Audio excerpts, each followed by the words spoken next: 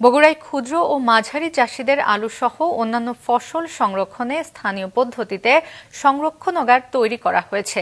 কৃষি বিপণন প্রকল্পের আওতায় তৈরি এই সংরক্ষণাগারের নাম দেওয়া হয়েছে অহিমায়িত মডেল ঘর।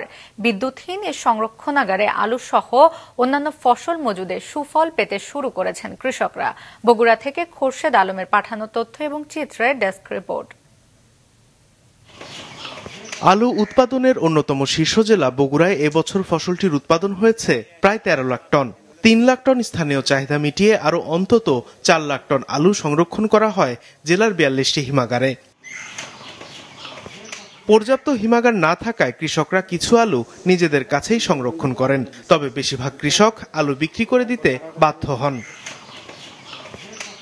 চাষিদের আলু সংরক্ষণের সুবিধা দিতে জেলার 7 উপজেলায় 63টি অহিমায়িত মডেল ঘর নির্মাণ করেছে কৃষি বিপণন অধিদপ্তর।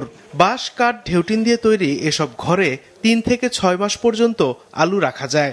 এখানে রাখলে পরে তারা কমপক্ষে আলু উত্তোলন থেকে 5-6 মাস এখানে রাখতে পারবি এবং তারা ন্যায্য মূল্য পাবে।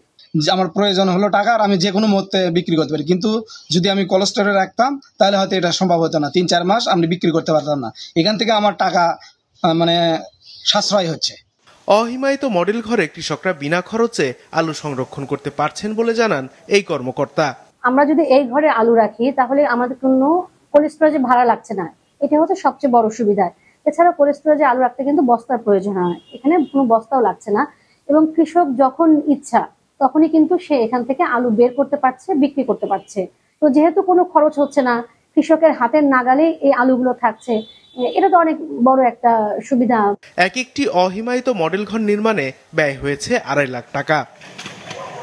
মাছরাঙা নিউজ ডেস্ক।